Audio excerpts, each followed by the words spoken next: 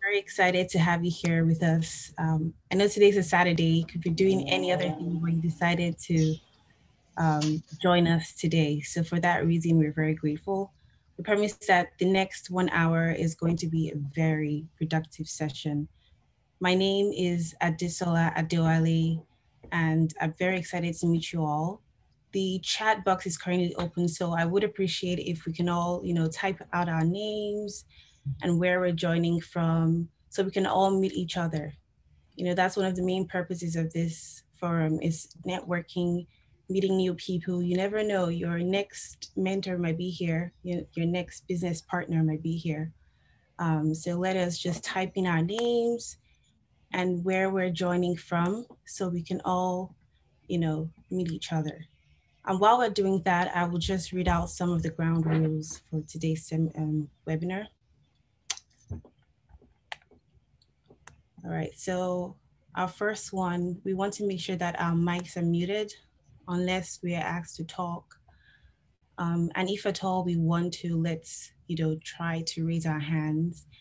And if we're permitted, the host will unmute us, or we could just write out the question in the chat box. We're trying to be as organized as possible. We're all very professional people here, so we have to ensure that we are very orderly. Another thing to note is you can put on your camera, but you have to be very careful, the actions that are being taken out there. We've had some really embarrassing Zoom videos out there of people. This is being recorded, so whatever happens stays forever. So if you want our videos on, let's be very mindful of what is happening behind the camera. Any complaints, everything, as I said earlier, we want to try to keep everything muted so we're not talking over each other. And the most important, let's all be very polite to each other. We're all here to learn, and respect is very important, regardless of who is talking or who isn't. Oh, I'm getting people. Okay, we're having people from Lagos. Okay, Nigeria represent. That's awesome. People are joining us from Port Harcourt. That is awesome. It's going to be a really great time. Thank you so much. So there is going to be a poll that will be launched anytime now. We're just asking, questions where you're from, your current academic level, your top location for grad school, and if you started the application process, it should appear on your screen right now. Just try to, pick your your location and everything like that so we can get and gauge the people we're working with.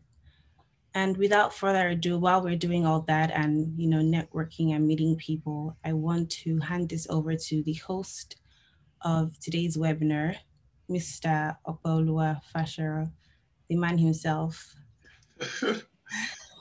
Well, thank you so much, Desola, for the very kind welcoming. I'm going to, okay, so let me share the results of the poll so we get to know where most people are attending from. So, okay. Yeah, so it's good to know that most of the people here are from Africa. I have a couple of people from the US. Hopefully, in subsequent events, we'll have more people from, attending from Asia and other continents as well. And I see that, wow, really interesting. I mean, a great amount of people have started with the application process. That's good. Kudos to you all. That's really exciting to know.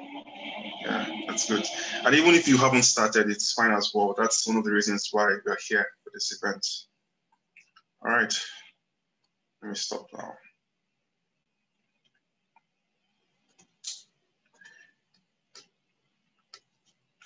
So I would say that I am delighted to be here today, and particularly I was really, surprised to see the reception, the great reception from people about this event. We had over 100 registrants and a good amount of people attending. And considering that it's mostly for non-STEM students, it's really impressive. It shows that non-STEM applicants are driven and really passionate, because we know you guys are the ones who make the most money. We're the ones who just, risk our lives and the lab and all, but you guys make the cool cash. But it's good to see that, people are passionate about furthering their education and everything. And it's really exciting to have everyone here. I really look forward to the discussions. I'm sure that I would also learn a couple of new things about the processes, application process for non-STEM students as well. And today we have the privilege of having with us a compilation of exceptional individuals as panelists. These are people that I have been looking up to in one way or the other, have really been admiring some of the great things they have been doing, and it's a great privilege to have them with us today. So, I was reflecting on this event, and, because my first application experience was really pitiful. I wouldn't want to reiterate the experience because, but it was really pitiful. And I just began to wonder that, many of the mistakes I made back then were avoidable, and they could have been avoided if I had the opportunity to attend such an event, but I didn't. So I really must, congratulate you all for being able to attend this event today. I'm sure by the end of this event, you would have not just been informed, but also inspired, and the passion that is required for you to pursue your application successfully. I'm sure that you would receive such before the ending of this event. But I think one question that comes to mind at this point is that why organize such an event? Why are we gathered here? What's the essence beyond just grad school application? What is the essence of gathering here today? As we are all aware, we are currently in the middle of a pandemic that appears to have brought the world powers to their knees. And among other things, the pandemic has revealed a couple of inequalities and inequities, in the sense that obviously developing countries are facing vaccine shortages, while, as we can see, the developed world are enjoying a surplus of vaccines. But the interesting irony is that developing world accounts for a great percentage of the global disease burden, poverty, insecurities, food shortages, and what have you. And the tools required to make such changes in those environments are lacking.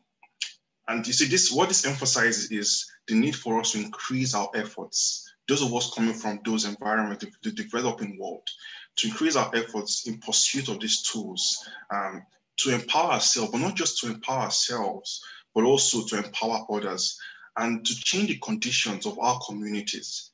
In essence, to build a community amongst ourselves where those who appear to be strong can strengthen those who are weak.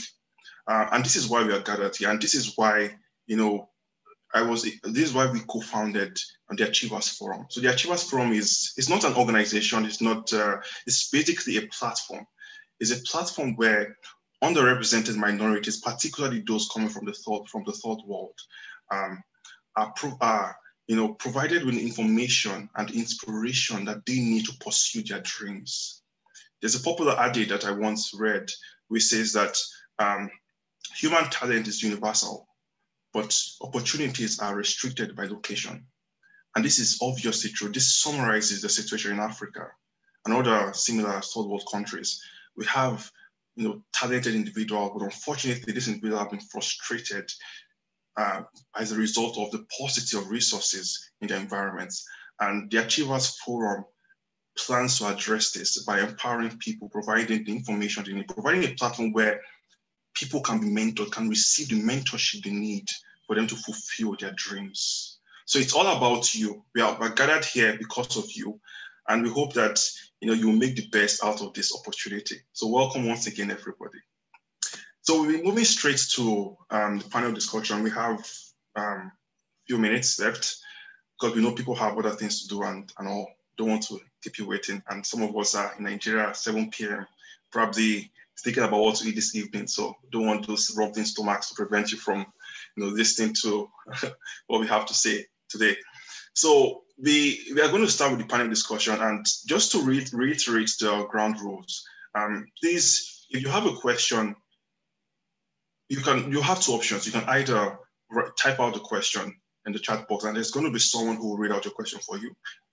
If you want to speak up, you could unmute yourself, or you could, first of all, you have to indicate by, there's a reaction button. You could just raise up your hand, and then you'll be called upon to unmute yourself. Then you'll be provided the opportunity to ask your question.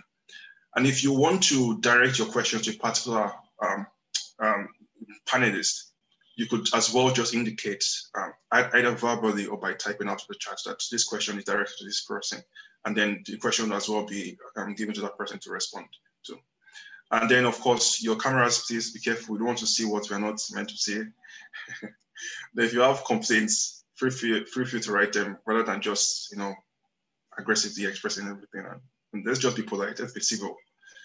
All right, so to start with the panel discussion, we'd like to ask for the panelists to briefly introduce themselves and let us know where you're from and what you're doing currently. And we will be following the order provided here. So over to you, Ifelsa.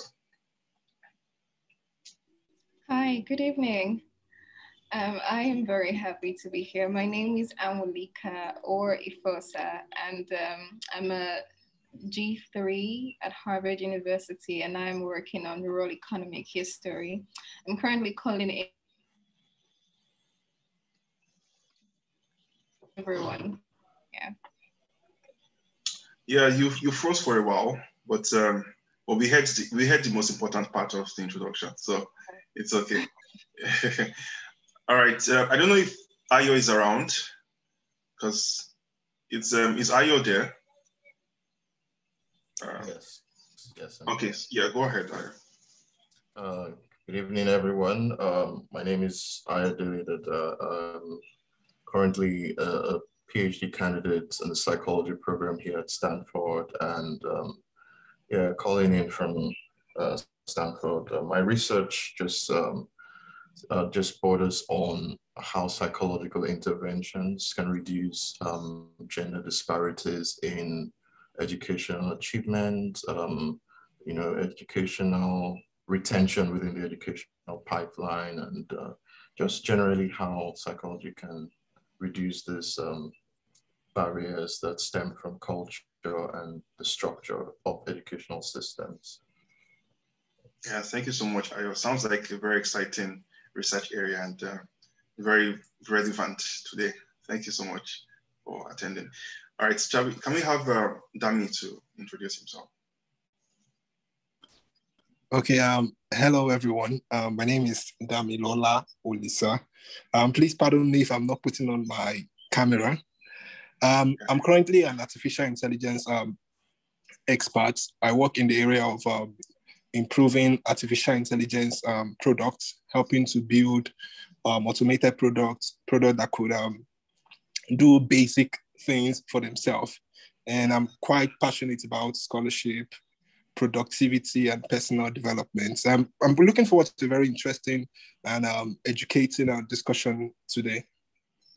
Yeah, thank you so much, Dami. And just for you to know, so Dami has a very active YouTube channel. And so I will be providing a link to his channel so that for those who want to subscribe and everything, he has a lot of information for you there. So try to subscribe if you can. So thank you for joining us, Dami. It's a pleasure to have you here. Can we just have Faith next? Hi, everyone. My name is Faith, obviously, but a lot of people know me as AFM Stories. I'm a 2020 traveling scholar currently in the United Kingdom. I'm studying an MSc in Creative Enterprise at De Montfort University.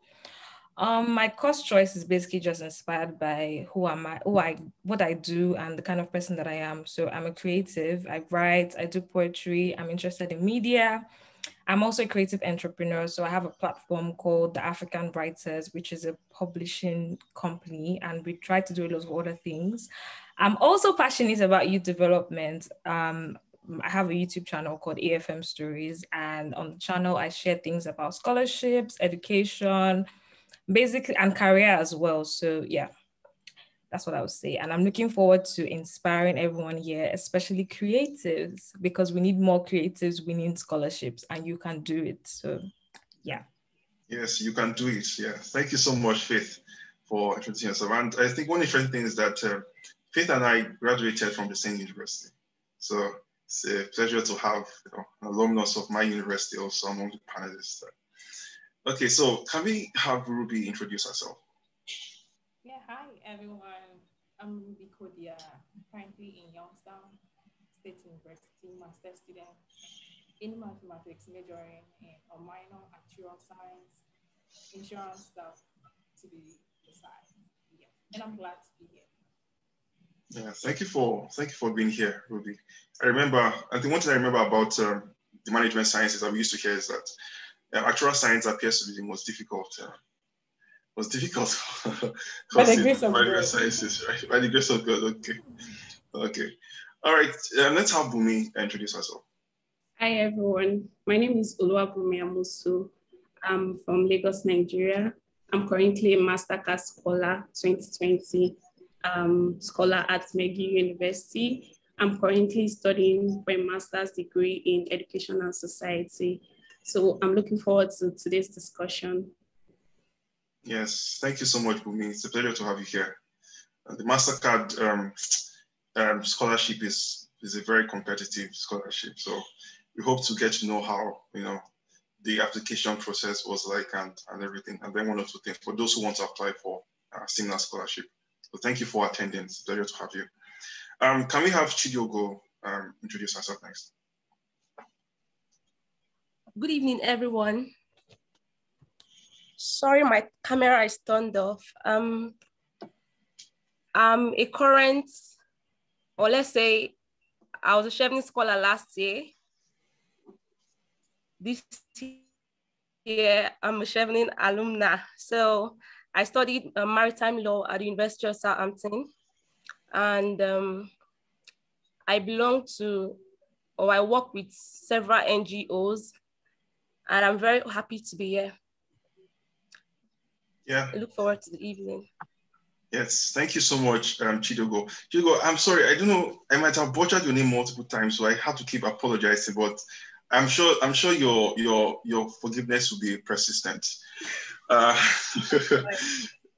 Yes, so it's good to have you, as a lawyer to provide that, direction, that angle, because a couple of students here might be interested in furthering their law degree outside the country. It's a professional degree, and there are some, technicalities that one has to consider when thinking of furthering in a different country. So it would be good to have you answer those pressing questions. Can we have IBK? So I call her IBK, but IBK, please introduce yourself. I'd like to know you. Hi, everyone. Good morning, good afternoon, good evening, wherever you're joining us from. My name is Ibikunluwa Bamikole, but feel free to join Okpe to call me IBK. It's a lot easier for everyone, including myself. So I'm wrapping up my master's in finance at the University College Dublin on the 100% Global Excellence Scholarship. And last academic year as well, I won the Commonwealth Shared Scholarship to the University of London, but I decided to come to Dublin instead for personal reasons. So I'm really excited to be here, and there are a lot of people on this call that I know from one place or the other, and I hope that we can all learn from each other and exchange from our experiences and our rich knowledge. Thank you. Yeah, thank you for joining us, IBK. IBK and I go back, a long time, and we've known each other since it's our undergrad days, and we had this rivalry amongst ourselves. But it was a positive rivalry, beneficial rivalry. So it's a pleasure to have you here, IBK. It's good to see you after all these years. Nice, Bolu, can you go ahead to introduce yourself, please? Yes. Okay, thank you very much. Thank you for inviting me once again. And hi everyone, my name is Bolu Ajibola. Of course, you can call me Bolu. And I'm studying for a master's degree in international development and humanitarian emergencies at the London School of Economics. It's just like IBK, I got the Commonwealth Shared Scholarship last year to SOAS University of London, which I, of course, actually declined for LSE actually. So it's really good to be here, and I'm glad to see everyone to join this amazing range of scholars in the room, and I hope to also learn from everyone. All right. You're welcome, Bolu. Yeah, it's a pleasure to have you all. So we can go straight to the discussions. If you have your questions, once again, feel free to simply put them in the chat, or you could request to be unmuted. So I think one question I would like to ask at this point, because I see a lot of you declined the Commonwealth Share Scholarship as well. So many scholarships that you had to decline the whole Commonwealth Share Scholarship. But I'd like some of the panelists to explain how their application experience was like. I could start with Ife, because I've sort of like heard her experience. I don't know if she's available to help describe her experience. So Ife, can you share with us your application experience, how it was like for you, and all, just briefly? Sure, but please could you tell me if at some point you were unable to hear me, just because my Wi-Fi here isn't so good? Yeah, sure, definitely. Go ahead. So, my early experience, I think it was a good one. I guess it was during my time of NYSC. So what I did was I started with a book. I wrote out. I was looking up for schools that I really wanted to go to, and the way I made decision was just based on faculty members. So faculty members who had similar interests with what I was interested in doing. And so I continued to make and remake my list, you know. And then at some point, of course, I was preparing for the GRE just on the side, you know, because that's a part of it. And then I kind of, on that book, I wrote all the schools, all the application requirements for each of the school, and deadlines, of course, just because you want to be sure when you're supposed to turn in things. And then I put like time frames for when I would start something, and then when I would finish it, the time when I would reach out to people who would write my recommendation letters, you know, and follow up on them, and then the time when I would reach out to the faculty members, which was like a very important part for me, just because I wanted to be sure that they really had similar interests with me. So I started my process in April 2018. And of course, I finished to December 2018 when I applied to the final school. Yeah, so I don't know if that answers the question. So that's like the general broad stroke of where I started from and ended. Yeah, that's really interesting. It's really interesting. So if I might just ask at this point as well, so how many schools did you apply to? So I applied to 4. My list was 20. I had a 20 list. I had my list contained 20 schools, some from Europe, some from Canada, and then most of them from the US. And eventually, because I wasn't sure of the processes for Europe and for Canada, I streamlined to just the US, and eventually removed most of the schools based, of course, on faculty availability. I reached 4. That's interesting. So did you contact for professors that you wanted to work with directly? Did you send them emails? Yeah, I did. I sent them emails around just summer, August, September. Oh, I see. So you started your application by April, but you started sending emails by August. So what did you do between that period? What were you doing between that period? Did you try to read up on their papers, all those kind of things? Or? Yeah, so I looked at what they were interested in. And of course, I was doing like the other parts of the process, like preparing for the GRE and rewriting my statement of purpose, which was something I really enjoyed doing, by the way. It's like, it was my favorite part of the whole process, the SOP. And yeah, I think that was it. And of course, just like I said earlier, looking out and looking very closely at the individual professors' works, you know, over time, just to be sure. Yeah, I like what you said, over time. I think it's something that, so most students at times, they can be too hasty when it comes to contacting professors. And I think it's really important in the sense that the first impression you give to a professor matters. It lasts longest. And it might be difficult to give a different impression after spoiling that first chance to reach out to the professor. So you have to do your due diligence by painstakingly reading up on the research work of the person, and then finding how you can contribute. That's what we do in the science, how you can contribute to the person's research. And such things take time. So that's a very good point. So can we, I don't know, Bolu, would you be willing to share your application experience? I see someone has a question, but let me just have Bolu share his experience first, and then we'll take your question, Cindy. Thank you. Yeah. Yeah, thank you very much. My experience, well, I think just like it feels well, I streamlined my application to the UK because I just wanted to study in the UK, and particularly because of the field I was interested in. I'm interested in studying international development, and yes, the UK is a place to study development, and yeah, the sort of institutions I was interested in also were in the UK. So I had a short list of schools I wanted to apply to.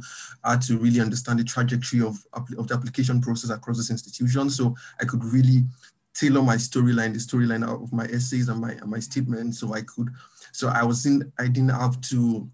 Of course, I understand the value of spreading applications across different countries, but I knew the value of being an expert in applying to a particular country. That was what I really wanted to be. Actually, I really wanted to. So, and I made a number of applications. At least I think I made about 6 applications. There about 6 or 7 applications, and of which 2 came back successful at the end of the day. So, but I think first of all, it's just very important that you understand what your preferences are. What do you want to study in particular? What schools are of interest to you? What schools have provisions for these particular courses that you want, these particular courses, and then what alternatives are there to those courses that you're interested in, then having that short list, and then understanding what requirements are there, getting your documents ready. And of course, for me, I think one thing that stood out for me was me acknowledging the application process as a job in itself. Applying is a job in itself. It's a work in itself, not something you want to do on the side, alongside. Of course, it's possible you can do it alongside other things, but it needs your time. It needs devotion.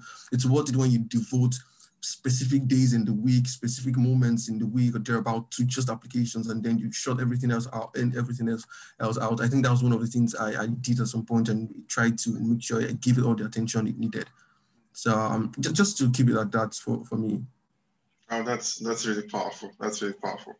So you said that the application process is like a job. You have to focus. You have to sacrifice time and effort and focus on getting your applications done. And that's really profound. Thank you so much for sharing this. Cindy, can you go ahead with your question? Okay. Hi, everyone. Can you hear me? Yes, we can. Loud and clear. Yeah, based on messaging potential PIs or advisors, I was going through a kind of confusion. Like, I want to study a PhD in economics to major in industrial organization or financial economics. And you could see some of these advisors having up to 4 or 5 specializations. And yours is there, you found it on the faculty page. But if you go on to look for research they are already doing, then you don't really find something they're working on that it's related to your interest, like some sort of the match is not there. But on the page, like the faculty page, you see that they are specialized in your area. So I'm always like confused. Should I just let this person go, or I should try messaging or mailing them? But what would be the content? So it's confusing for me. I don't know if I'm able to pass the message clearly. Yeah, that's a very interesting question. I don't know if is there any one of the panelists who would like to respond to that question. Yes, I can respond to that. Yeah, that is a very good question, Cindy. I experienced that, and I'll use my experience to address this. I, just like Ifelsa mentioned, I had a list of schools. One of the schools I had on my list was Duke University in North Carolina. And at some point, I realized that many of these top institutions in the US have different refresh rates for the website, because some of the information you have on the website might be a month or 2 months old, and things are happening. So there's a communication chain that feeds to the admin person who updates the website, and that isn't always in real time. This person could have just gotten a grant of, say, some thousands of dollars to do this kind of research. You won't see that yet. So one thing I had to do was to reach out to students in the program.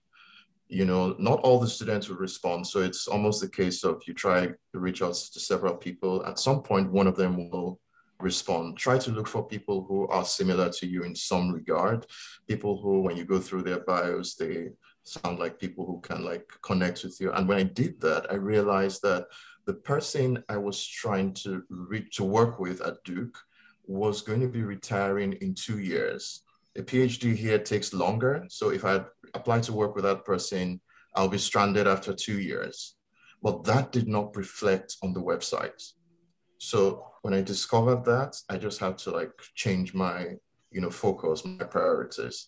So it's always good to, get kind of converge the information from several sources and not just the faculty themselves.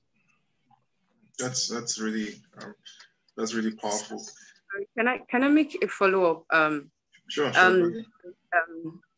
Do you think I should still mail these potential advisors and ask if they are planning something or having anything to do with that interest, maybe very soon, or I should just like let go? That's where the confusion is right now for me. Yeah, I would say you could still mail them, but just recognize that, these things change just much quicker than the websites get updated. So still mail them, never rule out anything. I didn't get all the great answers to all the mails I sent. I got a ton of answers, but yes, still try it. You never want to rule yourself out in any case from anything. Yeah. Yeah, thank you. Does that answer your question, Cindy? Yes. Yeah, thank you so much. We also want to provide options for, want to provide a chance for people who wrote their questions in the chats to have their questions answered. I don't know, Titi, can you help us read out some of the questions in the chat that haven't been answered? Because thank you so much, Ife. I see you have started. And panelists, if there are questions that have been addressed to you directly, you could also provide answers to the questions so that we can, answer as many questions as we can during this short period of time. But Titi, if there are questions in the chat, please feel free to read out the questions so that we can address those questions. And just want to also say that, so at the end of this event, we are going to provide a free package which consists of a compilation of videos that you can watch. One of such is how to send cold emails to professors. So and I think it's the general thing, I think particularly in non-STEM programs, unlike the STEM programs where they have a unique funding so the NIH provides funding for PhD programs for STEM, but life sciences particularly, biomedical sciences particularly. I think for non-STEM programs, it's more of like a grant from a particular professor or something like that. So you need to reach out to professors, and watching such videos might really help. And I might also want to add to what Ayo was saying. So in STEM programs, one of the, like he said, different websites have different refresh rates. And in biomedical sciences, one thing you have to know is that what you find on the web page, the research areas on the web page might be 3 to 5 years old.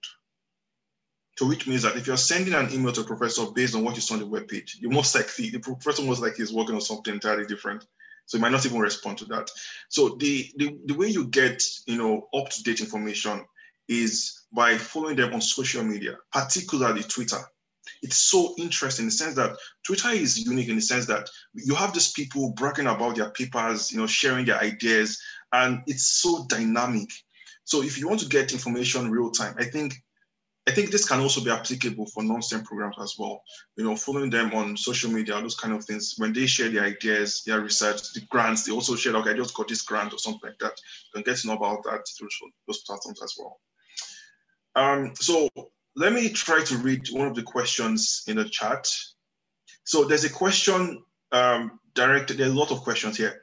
So there's a question directed to IBK. Try to be really fast. Question directed to IBK. I don't know if he has answered that question already. No, I haven't. Okay, let me read it out for you, IBK. Thank you. So my question goes to IBK. I'm a fresh graduate interested in studying finance, but I find it hard to get scholarship links for finance. Mostly, I seek scholarships for something similar, but for finance, I don't often get scholarships. So she's asking about how to find scholarships to study finance. Did I hear say French graduate or fresh graduate? Fresh. Fresh, okay. So there are actually not as many scholarships for finance as in other fields, if we're being honest, right? But I'm just going to give you at least 3 major scholarships that I know that Nigerians are eligible for, and you can apply from a finance background. And the first one would be the Total NNPC scholarship that opens, I think, February every year. And the requirement for that, unfortunately, is that you need to have 2 years of post-study work experience. So if you're looking to practice finance, my honest advice to you, and this is also based on my experience, because I remember being fresh out of school and also trying to go further my studies, and it wasn't working because finance is a professional field. It's not an academic field, so experience is required. It's not like, for instance, Okwe now wants to become a doctor and he's probably going to stay in the academia or in research. So there's really not much need for him to have like field experience, if you see what I mean. But in finance, in law, and possibly also in most professional fields, it's recommended for you to have experience, relevant experience. Another piece of advice that I'll give to you is to start a professional qualification pending the time that you get this. And there are so many. You can do ICANN, you can do CFA, you can do CIMA. Just choose one of these and get on it, because it also makes your application strong when you show that you've been able to identify yourself with a global body in the finance space. And this really helped me. So, so I mentioned the Total Scholarship. Let me not go off the question. I'm just giving you extra tips. The Total Scholarship. And then there's also the Chevening Scholarship that Faith is a beneficiary of. I can tell you more about that. That scholarship is open to applicants from all fields. And then the Commonwealth Shared Scholarship and the Commonwealth Scholarship as well. They do have scholarships that fund finance-related programs. They are not directly like MSc Finance, but it could be like MSc Finance, Financial Management, or Wealth Management, you know, like specific fields of finance that are related to global prosperity. So if you're interested in this, go to the Commonwealth website. You will see the list of courses and the universities that because they fund particular master's programs. You don't choose your school and then apply to them. You have to apply to the schools that they list. And then the scholarship that I got is given out by my university, which is University College Dublin. So if you're interested in going to UCD, you can apply for the Global Excellence Scholarship, which is open to all programs within the university. And you also need to have experience, unfortunately. You need to have some level of experience, and you need to demonstrate that you've had impact within the sector. So the scholarship is kind of targeted at people who are excellent, not just in academics, but in their careers and in their social lives. I hope I've been able to answer your question. Thank you. Thank you so much, IBK. So IBK, can you provide links to these scholarships on the chat so that people can, or you can just type the names and people can search them up on Google. Yeah, thank you so much for the response.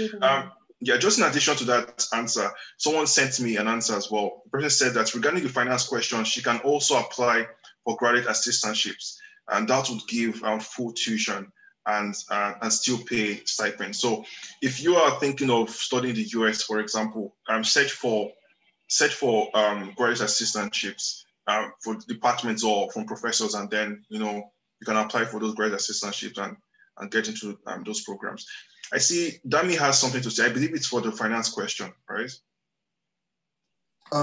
Actually, it's not concerning the finance question. Okay. Yeah, I just wanted us to simplify some of these things, because a lot of times when we talk about scholarship related stuff, some people don't even understand how these things really work. Because when we talk about cold emailing and all of those things, so I want us to mention that if anyone wants to go study for a master's, especially in Europe, you don't need to cold email any professor. Especially in Europe, which I'm very sure of, the UK, Germany and the likes, you don't need cold emailing any professor at the master's level if you want to study in any of those countries. Because in UK, you don't need a supervisor yet. But if you want to study for a PhD in UK, maybe UK, US, Canada and the likes, that's where you need to start contacting professors and the likes. So for master's candidates in Europe, you don't need to cold email any professor. Just submit your application, you get your admission, and then you try to sort funding yourself. check the available funding opportunities available. And I want us to also categorize classes of funding, because a lot of times people get this thing, oh, it looks so clumsy. So basically, let me just give a breakdown, because the questions I'm seeing here, I think we need to simplify these things. There are different classes of funding. Firstly, it is through graduate assistantship, which is very common in Canada, US, UK, especially at the PhD level. So what I mean by graduate assistantship is the university employs you, the university or the department employs you and agrees to pay your tuition sometimes as well as your stipend, and then you work for the university as a graduate assistant, maybe teaching some fresh year students or doing some library work in the library, sorting books in the library and all of that. That's the first class of funding. The second one is through scholarships. We have lots of bodies like institutions like Commonwealth for UK, Achievement for UK, Vanier for Canada and the likes. Those ones are institution-based scholarships. So if you want to go through that route, you could also go through that route. If you don't want to go through graduate assistantship or institution-based scholarship, almost all countries of the world have their own scholarship. UK has, Canada has, Germany has, DAD, lots of DAD scholarship. If you don't want to go through that route, then you can go through the last route, which is seeking individual funding from professors through cold emailing. So in that case, what you have to do is search for specific professors that are within your research interest. So if they have funding, then you contact them. So those professors will be the ones to sponsor you from their own individual funding. So those are the three major classes. Firstly, graduate assistantship. Secondly, institutional scholarships by governments, by bodies, Catholic Church, all sort of institutional scholarship. And three, what did I call the third one? I can't even remember. Besides the professors themselves, the grants. Yeah, grants that are won by professors. So in those cases, they'll be the ones to fund you themselves from their own grants. So I think that's just what I wanted to say, so that at least now we understand it at the simplest level. Yeah, thank you so much, Dami. This settles it. So I think if I may add one more, sorry. I'm sorry. Yeah, go ahead. If I may add one more to what Dami has just listed, I think also funding internal to the school.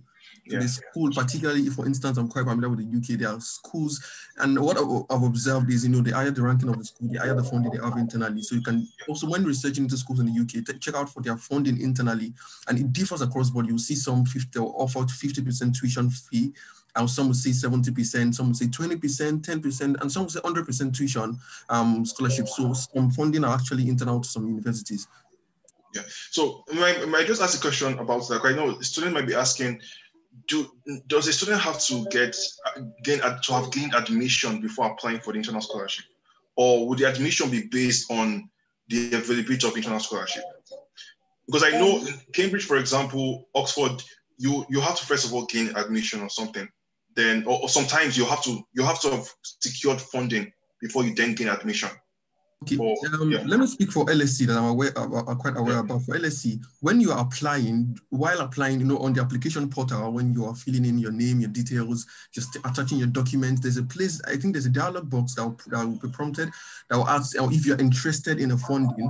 So for LSE, you don't need a separate application entirely for funding. So once you click yes that you're interested in, it will take you to another route where you probably submit a financial statement, and then you just want to have an idea of what your financial condition. So it's embedded into the application process.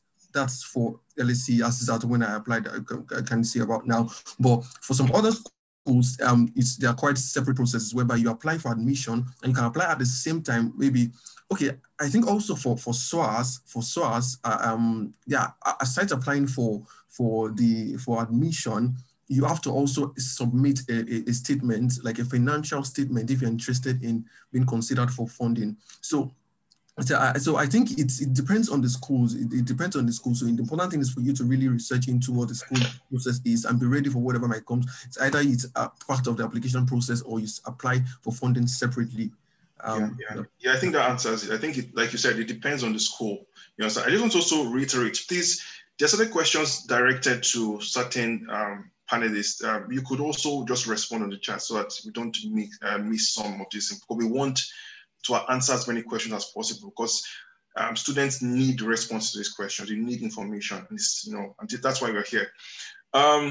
If I can just butt in and sure, yeah. Off the back of the question that Bolu has just answered, I think another thing that candidates need to be aware of is the type of scholarship you're applying for. So is the scholarship an academic scholarship, or is it a need-based scholarship? So some scholarships are granted based 100% on whether or not you can afford the degree. Like, you need to be poor to be able to apply for that scholarship. And while some scholarships are granted solely on the basis of, we need to see the impact that you're having in your field, or your academic performance, or a combination of both. And some scholarships combine all three: your academic performance, your career excellence, and your need.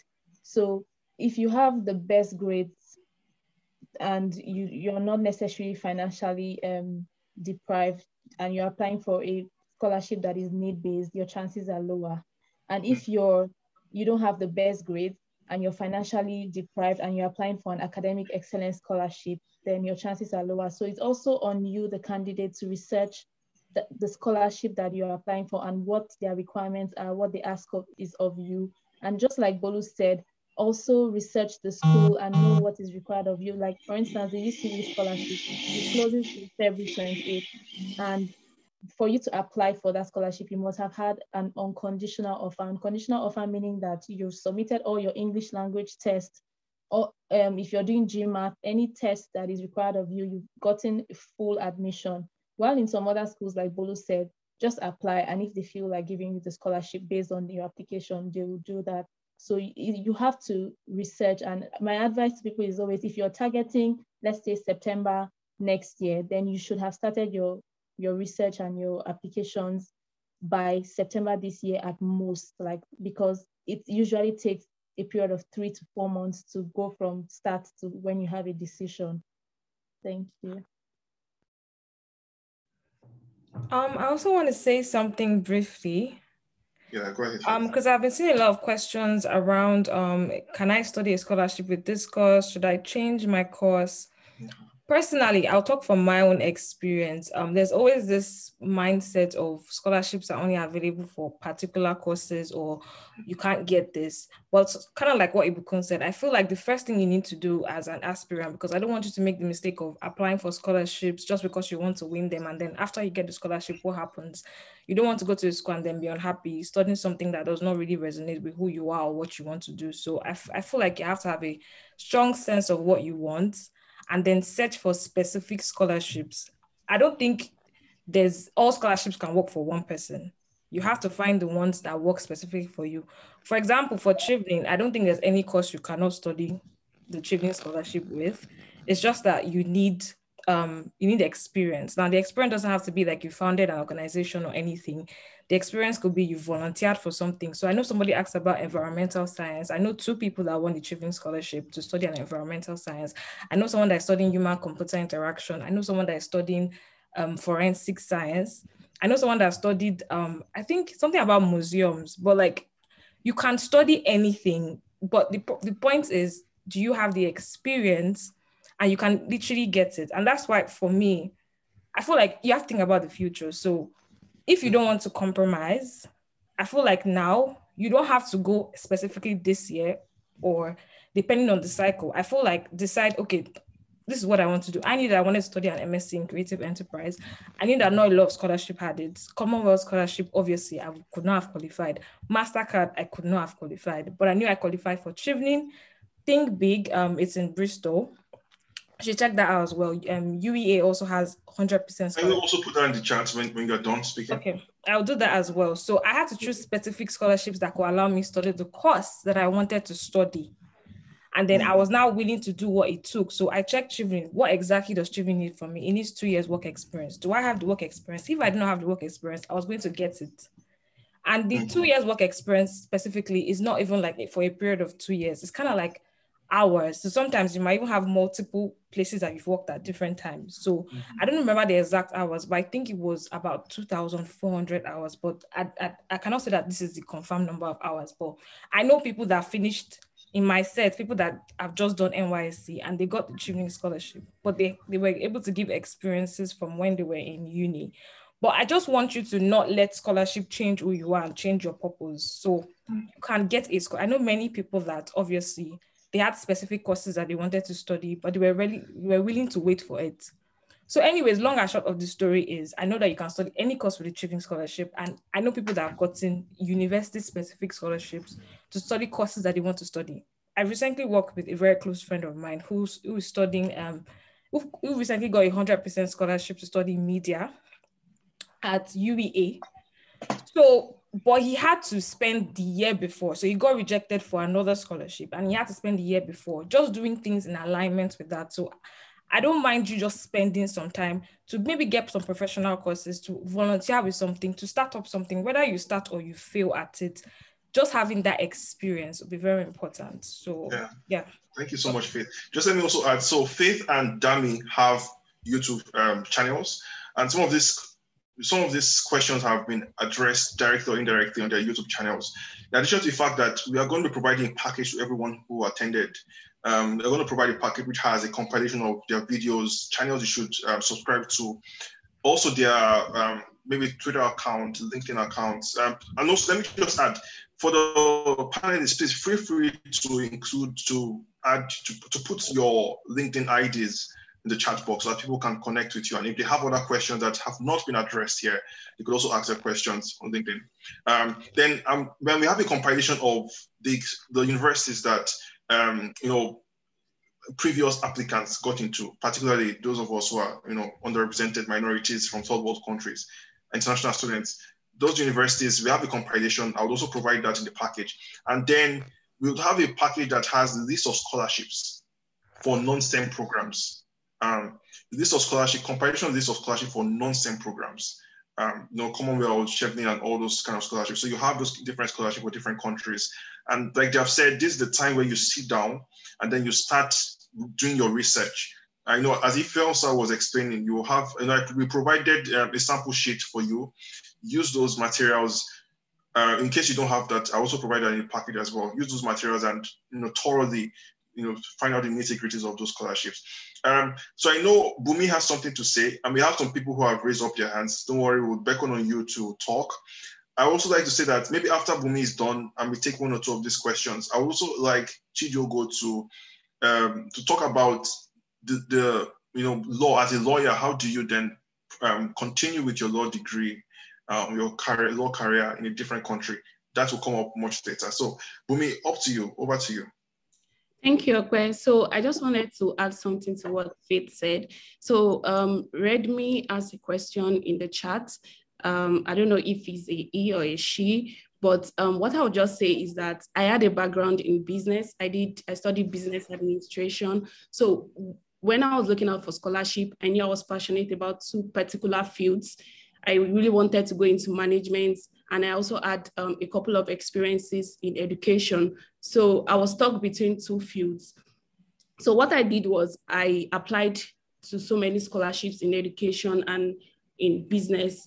So I also got the Commonwealth Scholarship for my undergraduate, which is international business. But what I did was I asked myself the question, what am I passionate about? What do I actually want to do with my life? So sometimes it's not just about the opportunities in that field. It's about who you are, who you really want to, what you really want to do. So if you could answer that question, I think it will help you to decide what you actually want to do with your life. So I just wanted to add that to it. Yeah, thank you so much, very much. Thank you so much. There's a question, so I would call on, I don't know who raised up, I think Sadiq raised up his hands first, but before that, so there's a question from Blessing Fayemi. I see she has multiple questions. If any one of the panelists can be gracious enough to help respond to her question, Blessing Fayemi, it would be nice. So Sadiq, you can go ahead with your question. All right, thank you. Good evening, everyone. I'm actually calling from Lagos, so it's evening here. Thank you for having us, and I'm grateful on behalf of everyone. And for the fact that I know that STEAM as a field has so much funding as against we non-STEM, so it's quite difficult for us to get a couple of scholarships to play with. And I've been doing my due diligence, and I am still doubtful. I'm very, very doubtful. It's hard at this point in time. A number of you guys have crossed the hurdle. I've done my worst, and the stuff, the result was impressive, but I'm still doubtful and kind of nervous. So, and I would like to know if there are specific school that actually takes into consideration or hold into high esteem inclusion. I mean, for Black people in our own field. I would like to know that one. Then also, this next question is directed to Okweoluwa. Please, I sent a couple of messages on LinkedIn. I understand you're busy with studies and all that. I'm trying to organize all this. But please, I would appreciate if you guys can create time for us. I have my SOP done already. I'm just preparing for my TOEFL exam by September, and I am really nervous. I am sure I will pass this stage will pass too. But I really need you to please create time, help review my SOP, and just assist us anyways from the non-STEM. Thank you very much. Yeah, thank you so much, Sadiq, for the question and for the statement also. Yes, we are here for you. We are here to support. You know, we have been there. We know how it is. You know, if I should tell my story, I cried. I cried, even, you know, applying, sometimes I would just be overwhelmed and, you know, just move to tears because of the struggle. So we know all those things, and we are here to support, you know. About the message you sent, I'm going to look at it. It might have been lost in my inbox, you understand, but I'm going to look at it and try to join the mentorship platform that we created, and we would review your SOP. So we are also planning, just let me put it here, we are planning to assemble a list of multiple people who would volunteer to review SOP. So you have multiple people reviewing your SOP. And so it helps to increase the quality of your SOP. You understand? So don't feel too tensed at this point. There's still time. We are here to support. It's normal to feel tense and everything. You understand? Don't be overwhelmed. Everything's going to be fine. Do you understand? Everything's going to be fine. So just don't feel under pressure. Don't act under pressure and all those things. We're going to review all those things. We will take you. We would hold your hands throughout the process, and we are here for you. So about that message, I'm going to respond to it immediately after. I think I just read it. I'm going to respond to it immediately after this meeting. So thank you so much, Sadiq. Thank you very much. Yeah, yes. Elizabeth wants to say something. Oh, if Ifelsa wants to say something. Okay, Ifelsa, please go ahead. Before Elizabeth asks, I think Ifelsa might want to say something about what Sadiq said before. Elizabeth. Oh, no, nothing much. I was just going to say that I think I can relate with the feeling of having doubts and being very nervous, Sadiq, but it's part of the process, you know, and you just keep doing your own part, and don't forget to breathe every now and then. I remember that when I was applying to my current school, the day I was supposed to complete the application, that was in November, I remember I woke up around 2 a.m. and I didn't want to submit again just because I already thought they wouldn't take me because I was so nervous, you know. But eventually I knew that I had to do it. And I'm just going to say the same thing to you. Just keep doing your own part, small, and you'll get there, okay? But don't let it overwhelm you, please. And if I could just take the opportunity to answer a few questions that I saw on the box, if that's okay, Okwe. Go ahead. Oh, okay, thank you. So someone had asked if I was on a scholarship. So yeah, my program, because it's a PhD, is fully funded by the school. But please let me know the program that you're looking at applying for, and then we could talk directly, and I would help you find like more information about other scholarship opportunities at Harvard. And someone had asked about reaching out to other students in the particular department that you want to apply to. I would say that you could check the what's it called, the websites of the departments you're interested in, and then you'll see exactly, and then you'll see the emails and information of some of the people who have similar interests with you that you could reach out to. Just send them an email. They'll usually respond. I would usually respond to any emails I get. So the departmental website is usually helpful. Someone had asked about research papers, and for my own field, I didn't need to have like published research works. It was just my undergraduate long essay that I don't know about some fields, and maybe others could help here. For my own department, it's not really very important in the application stage. And someone had asked about the difference between STEM and non-STEM, and that was Halima. If you could please tell us what you mean, if you mean like generally the difference between STEM and non-STEM, or you mean the application processes, so that we could give you like proper answers. And then to conclude my long story, I'm just going to go back again to Sadiq. And to everyone who's feeling overwhelmed, really, you know, it's part of that process. But as you're doing it, just know that it's something you want to do, yes. So take your time, do your best, and breathe through the process. And I know that God's grace will help you. Okay. Yeah. Thank you so much, Pastor Miss Ifeosa. All right. So she also has a podcast in case it's called Scholarship by Grace, and it's really helpful for those of us in the academia who are, you know, who feel stressed. It really helps. It helps me a lot. So, so after Elizabeth, if after Elizabeth asks them these are questions, then I'll beckon on Chidiogo to explain the process in so I think we are gradually exceeding the time, but we could just take a few minutes just for us to address some of the remaining questions. So after Elizabeth goes, then we can then have Chidiogo explain the process for the law degree. Yes. Elizabeth, please go ahead.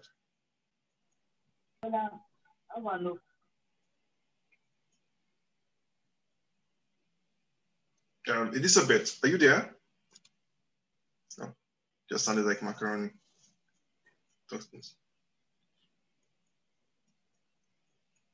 Okay. Oh, Elizabeth, if you're unable to speak now, you could put your question in the chat and we would also address the question. It's okay. Hello, can you hear me? Okay, yes, go ahead. Beautiful, go ahead. Okay, good evening, everybody. Okay, I have two general questions and one specific question to Ayodele Dada. So the general question I have is, many schools are waiving GRE now. They're waiving the standardized exam. So my question is, what's the implication to apply to schools that waive GRE? Because I think as international students, like we from Africa, like I feel the GRE boosts our admission, boosts our applications in a way. So I'm asking, because I've heard folks say that applying to schools that waive GRE is more like putting water inside baskets. So I want to ask if there's any implications to applying to schools that waive GRE. Does it affect our applications or admissions in any way? And my second question is, the aspect of code mailing professors. I plan to take the GRE sometime in September, and I don't know the right time to start mailing professors. I don't know if it will be too late by then. I don't know if I can mail them without a GRE score and just stating my research interest. So that's one. Then the specific question I have is for Mr. Dada. Hi, good evening, Mr. Dada. I know he's doing social psychology in Stanford. I plan on taking because I studied psychology to a PhD in clinical psychology. So I started looking up schools, and I've seen schools that has my research interest because I plan on specializing in brain neurological diseases that has to do with neuropsychology. So in my search for schools, I've seen schools that under their program review, like overview of the program, they state it clearly that they have specialization in neuropsychology.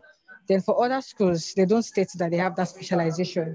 So I want to ask, is there a red flag to apply to that particular program that they don't state that they have area of concentration in neuropsychology? That's my question to Mr. Dada. That's all. All right.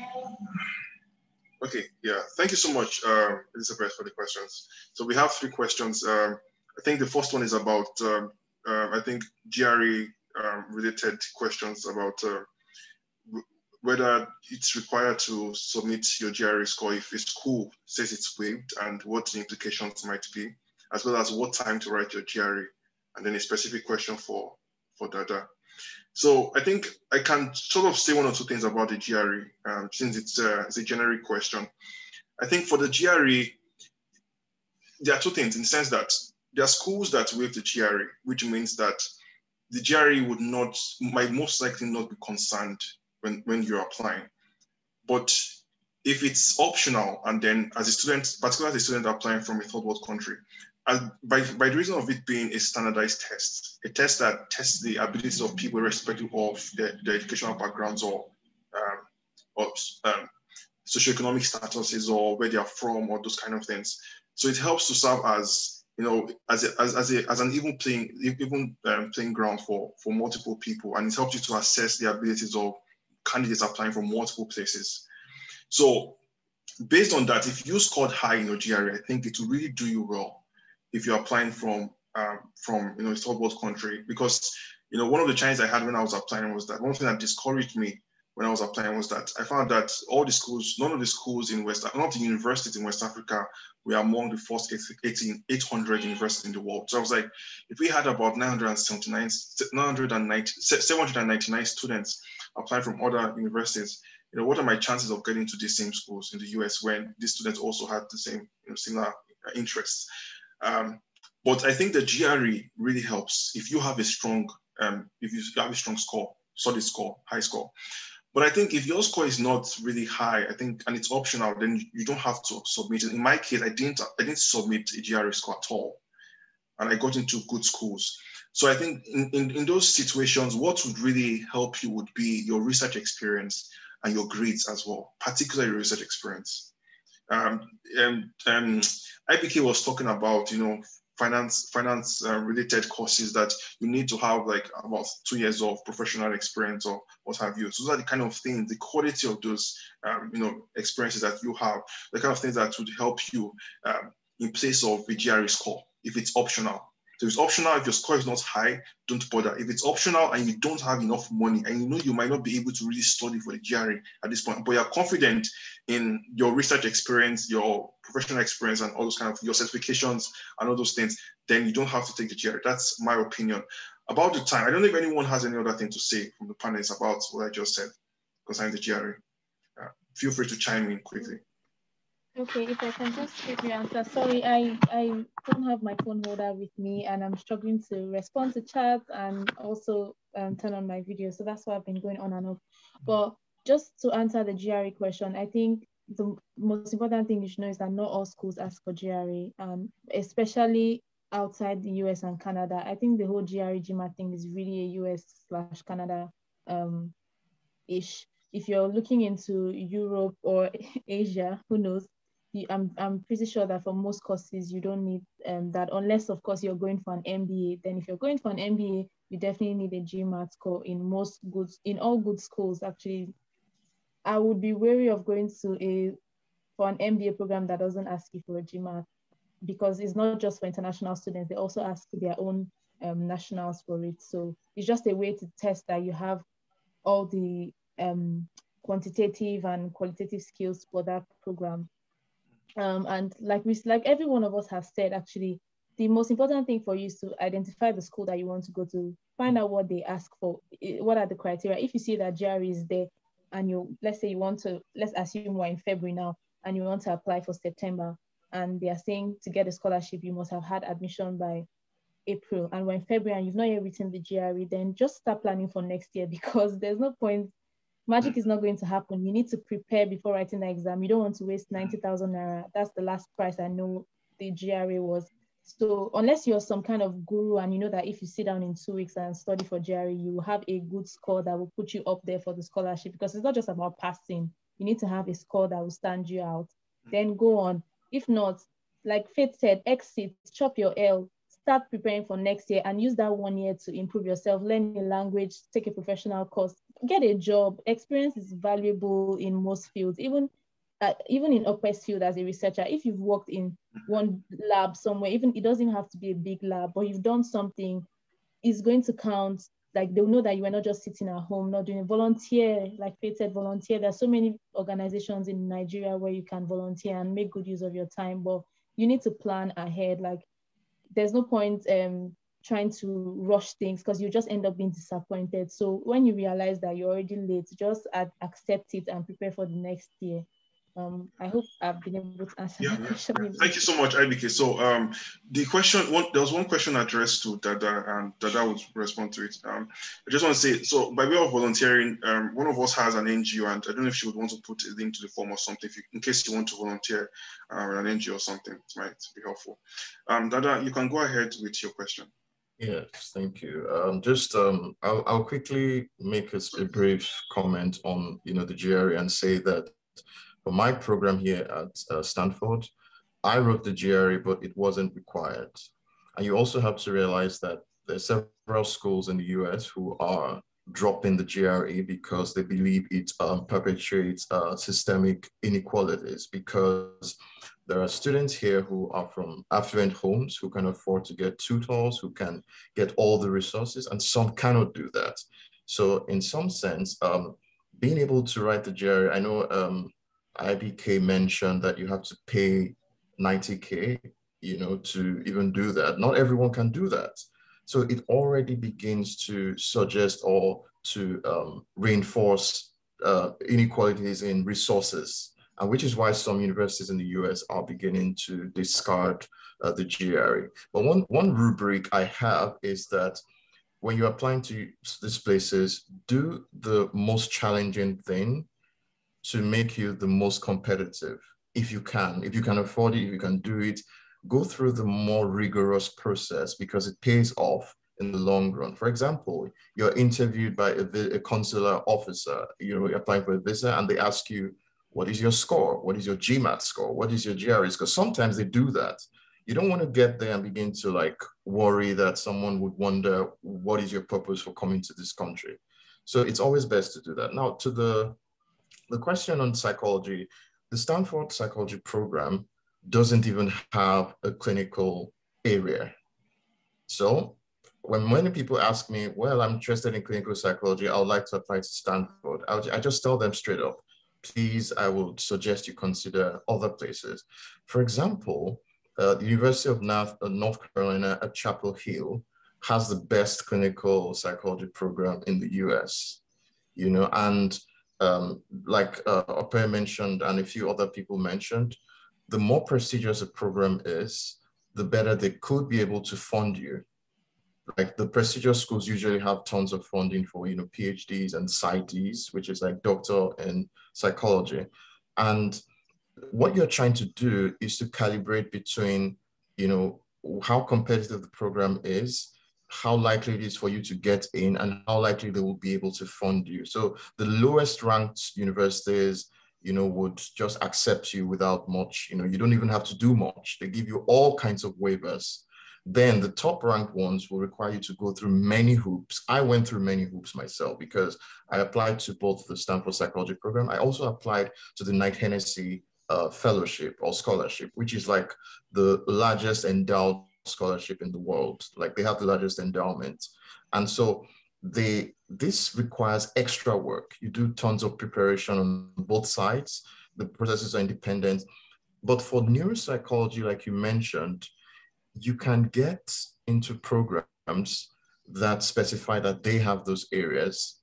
But if those places don't have, if programs don't indicate that they have those areas, you can ask, because some labels entail more than they suggest. For example, someone says, we have a neuroscience program. They could have an area that matches exactly what you're interested in.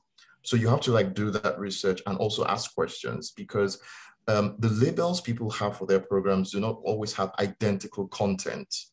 So someone says, we do psychological neuroscience. It could be similar to to neuropsychology elsewhere. But when you read through the content, you will know that, oh, okay, this is what they actually mean. So there isn't that, you have to, look a lot closer at what the program is offering to understand whether it matches your interests. So please avoid red flags when you see them, such as they don't list it, but if they even allude to it, inquire further, they might just have what you need. Mm-hmm. Thank you so much, Ayo. So I would like Chidiogo to explain about the process for the law degree, because we might have a couple of lawyers present here. And I don't know, Ruby, I think Ruby has been responding to a couple of questions, but I don't know if she has something to say about any of the questions that have been asked so far. Ruby, do you have anything to say about any of these things we have been discussing about?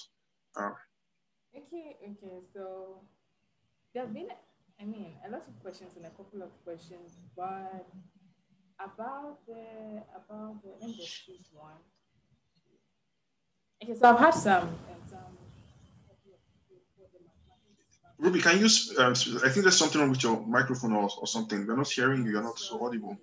Yes, just go ahead, yeah. Can you hear me now? Yes, perfectly. Okay, so maybe I would like to, I've had a couple of people from the finance and investment actual background reaching out, and I'd like to give a general something about it. So about, let's say, the school search for finance, investment, sometimes, the program might not come out as any financial, even though we have programs like that, but sometimes it's embedded in certain. There's something wrong with your microphone, Ruby. Is it breaking or? Yeah, I think you have to come closer or something. I think so. Yeah. Okay, so please, am I clear? Yes, you are.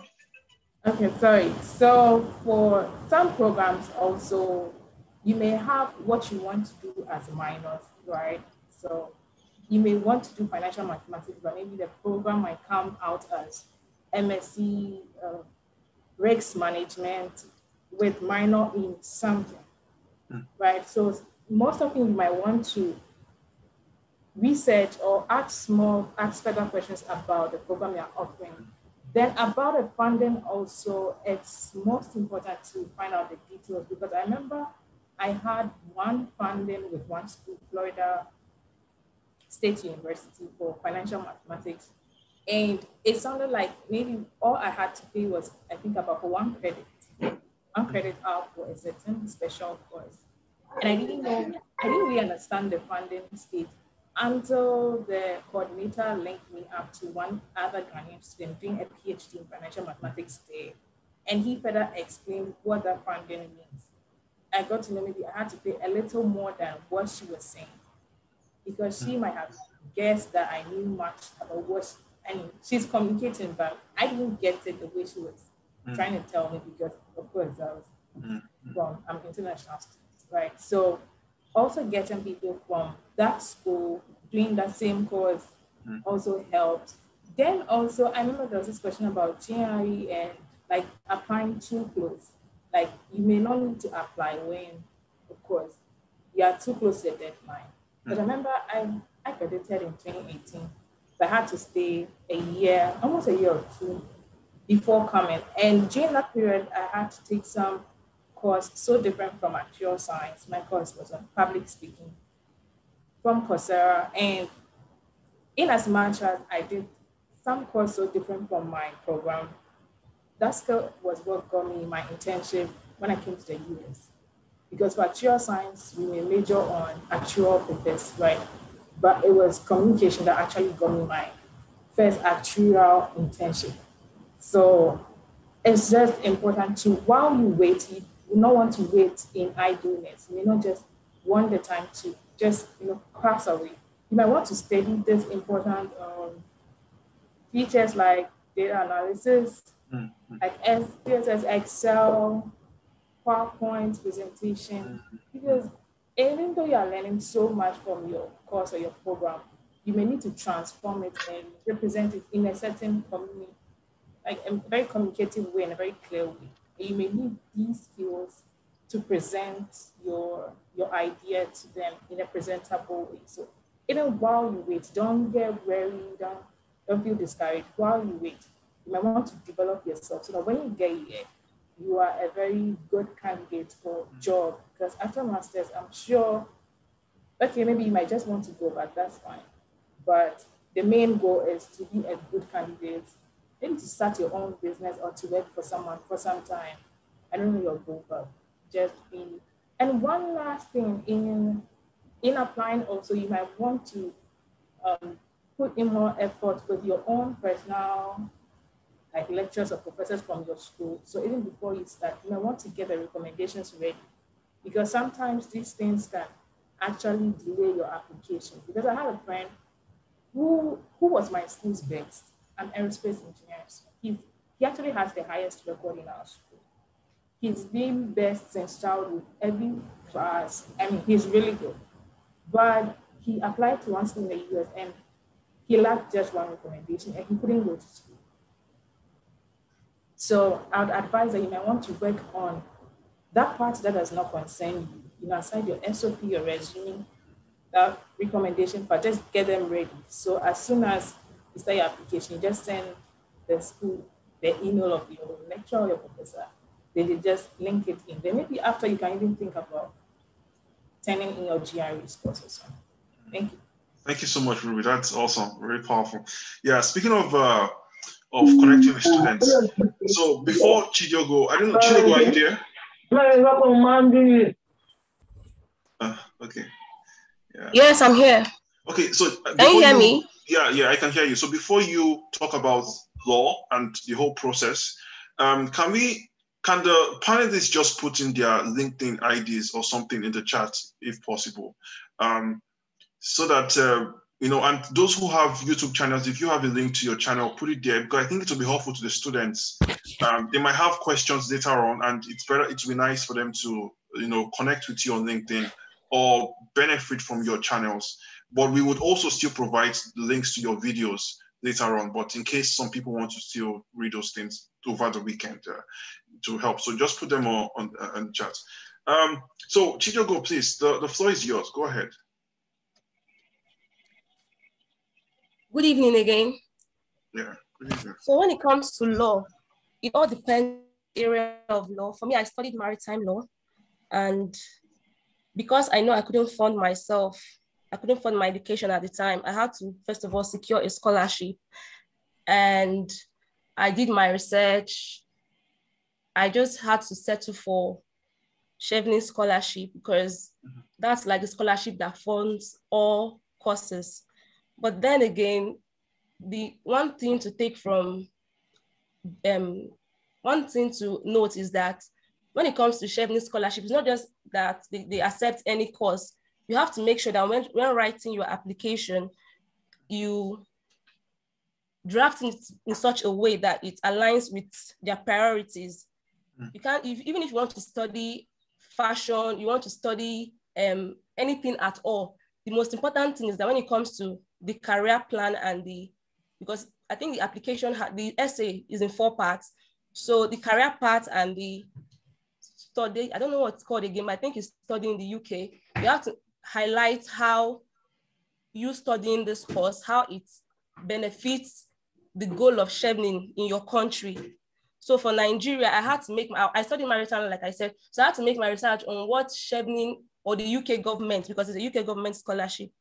I have to make my research on what Chevening does, what the UK government does in relation to the marine environment, and that was it.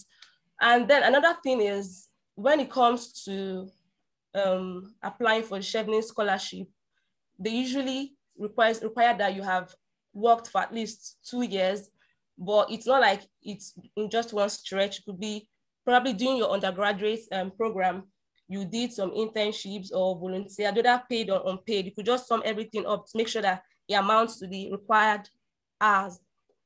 During my time, I was still serving. It was during my NYSC that I actually applied for Chevening, and I didn't even apply to any university until I was invited to the interview. So at that stage, I knew that I only had one.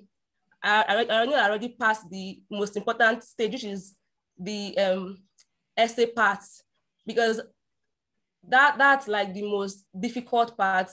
For example, in Nigeria, I think in 2019, when I applied in 2018 actually, but then I started my studies in 2019.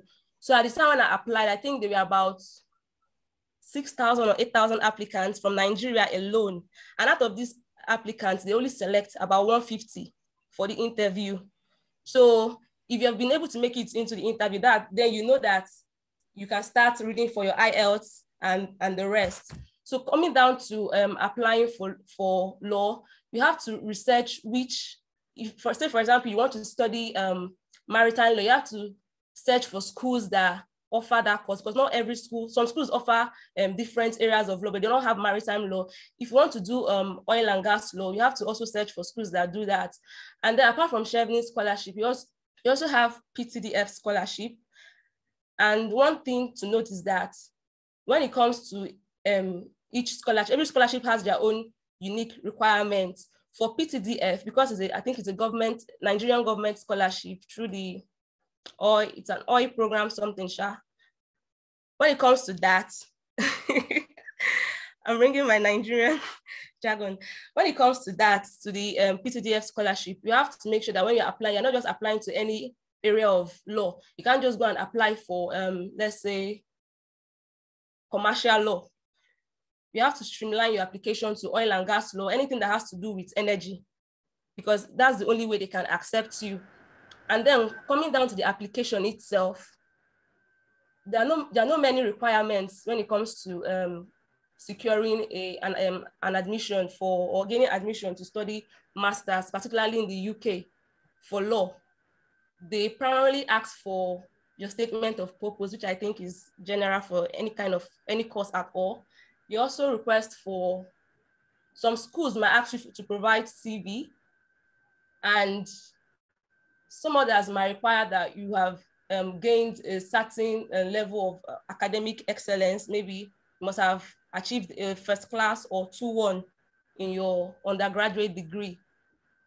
Why some schools, even though they accept 2-2 or third class and the rest, they will also tell you that even if you are going to be accepting 2-2, you must have had a certain level of experience, say maybe 3 or 4 years, to compensate for your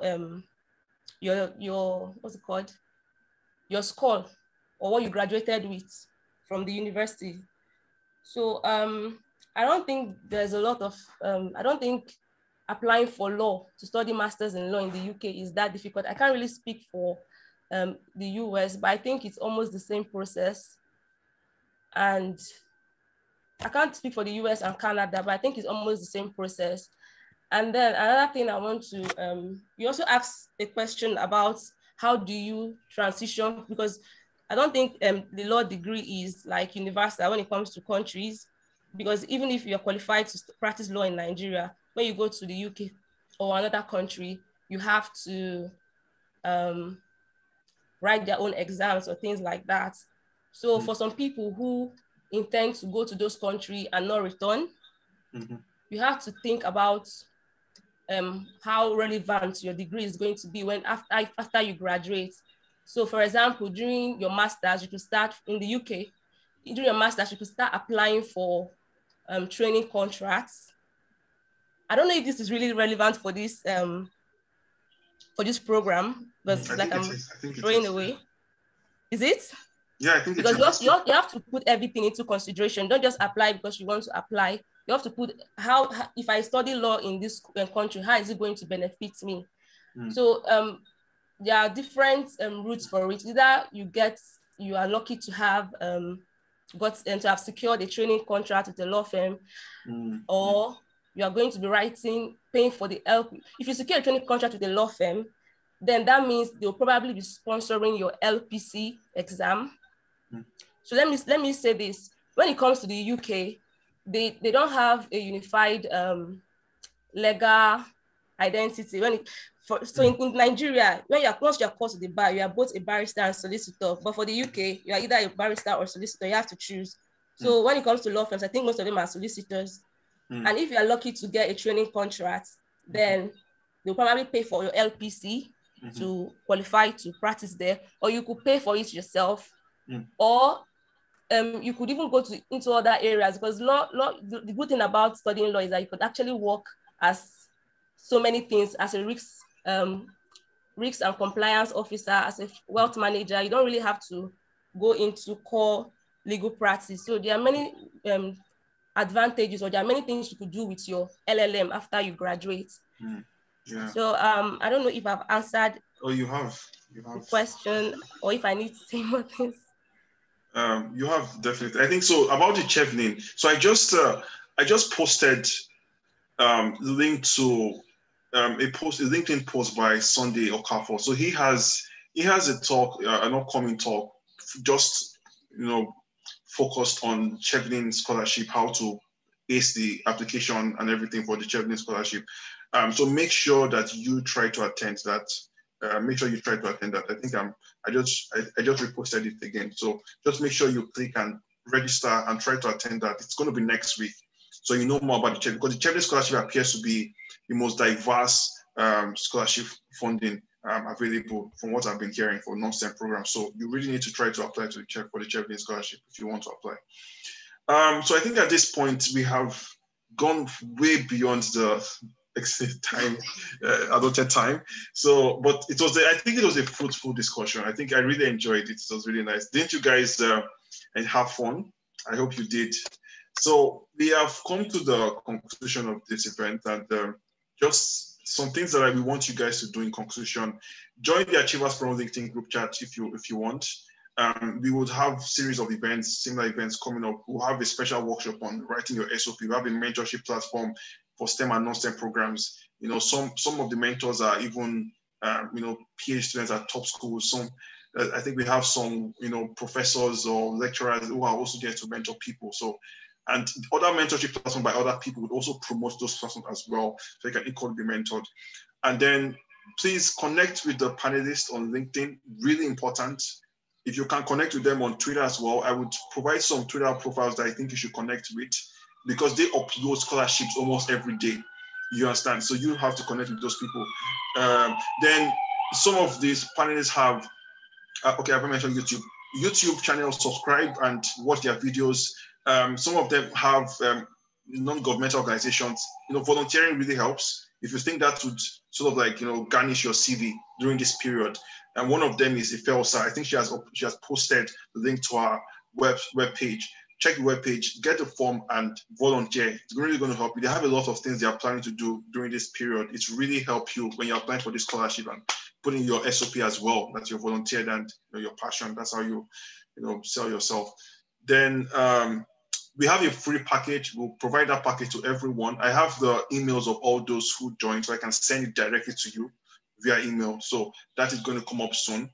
And then last thing we want you to do is pursue your dreams and make us proud. Make your parents proud as well, and make yourself proud, and make God proud as well. So wish you all the best. And thank you all for for joining this event. Sorry, can you hear me? I was going to quickly make a comment quickly. Oh, okay. If that's fine. Okay, sorry. Yeah, just a couple of things I put down that I felt we could also not bypass, and that's the fact that everybody just try to ask yourself if you're ready beyond getting the scholarship. After getting the scholarship, what happens? At times we really think about, we really want to get the scholarship, and then we get it and you get to the program, you see how challenging it could be, and you really need to get yourself ready for it and ask yourself if you're ready to give it what it takes. I mean the programs. And then don't be proud, disturb people. I think this is one thing that sort of worked for me. Disturb people. Don't be proud. When someone doesn't reply your email, reply your distance, just follow up and be polite about it, of course, be polite about it. But go after it. Let that sense of importunity be communicated from you to someone else. Don't give up easily. And I know how it can be very daunting, but don't give up. And then don't undermine your little experiences. Those little things you've done. Like, some people don't know, for instance, NYC CDS group, I've seen people who are very happy that they don't meet in their CDS groups, and they're like, yeah, we don't do anything. I just shake my head, those little experiences count. My profile before applying wasn't that serious, that strong. And I just wondering how so those little things are very important. And then get your transcripts as soon as you can for those that haven't. I know what a lot of people are facing right now with getting their documents, particularly transcripts with Nigeria. I don't know why it's like that in the country, but for those who have not gotten your transcript and you want to apply for scholarship, get those things very importantly. And so I just felt I should mention those before we wrap it up. But thank you very much, Mr. Oke, for inviting us. Yeah, thank you so much. Well said, Bodu. Get your transcripts, your WET evaluation, if it's required for the schools you're applying to. Because of the pandemic, things might work a bit slower. So be as proactive as you can. Contact your professors for the recommendation letters as early as you can. We strongly believe that this year is your year. We believe in you, and we look forward to hearing your testimonies by God's grace. All right, so we have come to the end of this event, and thank you so much once again, everyone, for attending. Thank you so much, panelists, for attending. Thanks to those who were behind the scenes helping to maintain order during the program. Thank you so much. I might not want to call names at this point, but there's someone very dear to my heart who is there, and I really want to appreciate the person. So thank you so much, everyone, for attending, and look forward to seeing you later on, and keep pursuing your dreams and make us proud. Goodbye, everyone. And wait, sorry, please, before you leave, don't go yet. So please, don't go. We want to take a picture. So thank God I didn't forget. So if you want to put on your video, please put on your video. It's good for us to have these pictures, so when some of you become presidents or attended. We just want to see your face, not hear what you're saying. It's the picture. So, all right. So can the panelists also help to take pictures, because there are quite a lot of people, so just take as many pictures and send me the pictures. Strike a nice pose. If you want to do your hair a little bit, if you want to, All right. So let the countdown of 3. 3, 2, 1.